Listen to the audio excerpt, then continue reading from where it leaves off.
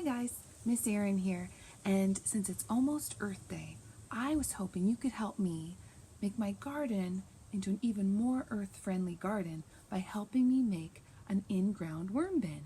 So you know how we have a big worm bin at school, and we have a little worm bin at school, and we have big compost bins too. An in-ground worm bin is where we put the worms in a container inside the garden bed, and that helps them to make our soil even healthier right in the garden bed. So what I needed was a bucket with a secure lid. This will be the worm's safe home, and we'll drill some holes in it so they can go in and out. I needed a spot in the garden where that bucket would fit, so my son Cooper, some of you guys know Cooper, helped me dig this big old hole that the big bucket will fit in here. And then I'm going to need some stuff for the worms to live in and some yummy food for them, like the compost we put in our compost bins, like the apple cores and the watermelon rinds and the banana peels. All those things are going to be great food for the worms, and then they're going to eat it all up, and then they poop it out, make it into castings that help our plants grow in a very earth-friendly way. So I love doing some earth-friendly things, especially around Earth Day, to help celebrate our Earth. Earth Day should be every day where we celebrate Earth and this great home we have, but it's nice to do some extra special activities on Earth Day. So thanks for coming along to help me. All right, guys, it's time to make the holes in our bucket for our worms to go in and out of the garden bed when we put this in the garden bed. And to do that, I have my great helper, Cooper, here. Some of you guys know my son, who is going to make sure the bucket stays still where we are using this drill. This is a grown-up tool. It's got a very sharp spade bit on it. I'm using a 1/2 inch, and we're going to drill some holes for the worms to go in and out. You ready, Coop? Yep. Okay, here we go. Let's do this. There it went. Great. So then I might just get some sandpaper to make sure on the inside and the outside it's smooth. We don't want to cut our little worms, so we're going to do that next. All right, guys, so we've dug our hole. We've drilled holes inside the bucket, in the sides of the bucket, all around so the wormies can get in. We drilled them in the bottom of the bucket so it can drain excess water out and the worms can get in through there. And we also sanded and kind of did a little extra drilling to make sure that the holes weren't too sharp for the worms to go in and out of. We have some shredded paper here we're going to soak as a nice brown or drier material, carbon-rich material for the worms, and to make a nice balanced compost. We have a little coconut coir that helps keep them nice and moist, and we have our worms right there. So we're going to be adding all of this to the bucket before we put it in the garden. All right, so my son Cooper's going to help get the shredded paper all wet. Go ahead, Coop. And you want it to be the wetness of a wrung-out sponge. And keep the water in the bucket. So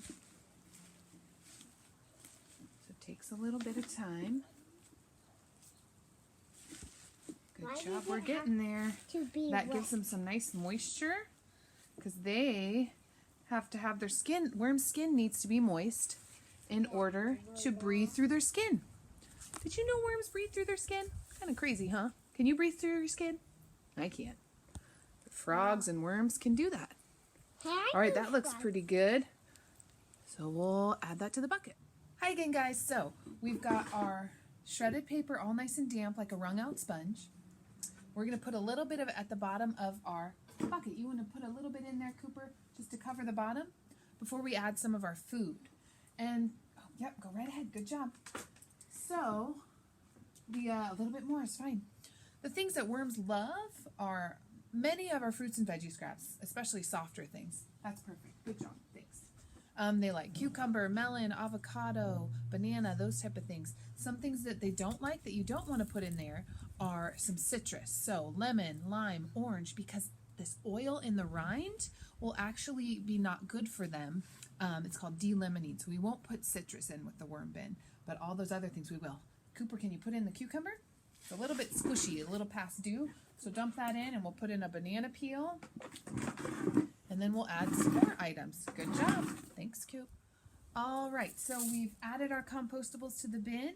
We're going to also add a little bit of coconut coir, which is this, it's just ground up coconut husk. It's real sustainable, holds moisture, and it's a good thing to have in the compost bin. So we're going to add a little bit of that for the worms. So Cooper, you want to sprinkle some of that in there? We'll also add the remainder of our shredded paper after we get some of the coconut coir in there to help them stay nice and moist. And that looks pretty good. This is great seed start mix too to start your seeds. The coconut coir is good stuff. Better than peat moss for sustainable reasons. Better for the earth because there's lots of coconuts and you can just grind them up and make them over and over. All right, so we've got that in there. Cooper, you want to add the rest of the shredded paper into the bucket? Ooh, that was a bit more water than we wanted. That's okay. There we go. That'll be kind of like the top. We can put a, no, we don't want any more water in there. Add a little more there because it's too wet. Now it's time to add the worms. All right, let's see. Let's pull out some worms. They go in the center. Let's not block everybody.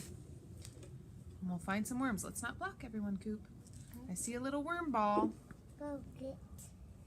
There's some worms right there. Hi, worms. These are red wiggler worms. So red wiggler worms are particularly good for composting.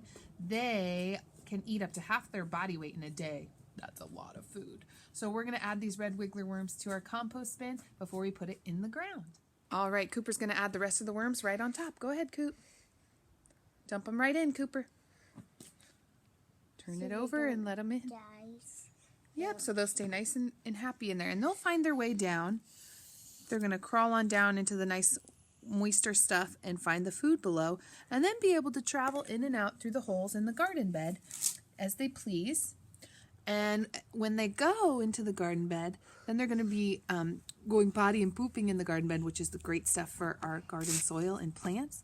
So it's great that we get to decrease what we throw in the trash, our waste. So instead of throwing out those apple cores, banana peels, avocados, instead of throwing them in the trash and just sending them to the landfill, we're going to put them in here and the worms will enjoy them and then make it into great stuff for our soil. All right, so we're ready to put our worm bin into the ground. We have dug a hole that we made sure fits this whole big bucket. We drilled holes using that grown-up tool to make some nice smooth holes for the worms to go in and out of. We put in a nice bedding for the worms so they're comfy and have moisture so they can still breathe through their skin. So we have some shredded paper, coconut coir in there, and also their food. So we made sure they have yummy compostables that they like inside of the worm bin. Then we made sure the lid is on securely so no raccoons or anything can get in. And we're going to put it in the ground. Here goes. All right. Sometimes people like to remove the handle too. All right, it's pretty level with the ground. I want to make sure that the dirt kind of gets backfilled in here so that it touches the sides of the bucket. And then we'll keep checking on them every few days and adding some food for them. Thanks so much for your help in making this in-ground worm bin, and happy Earth Day.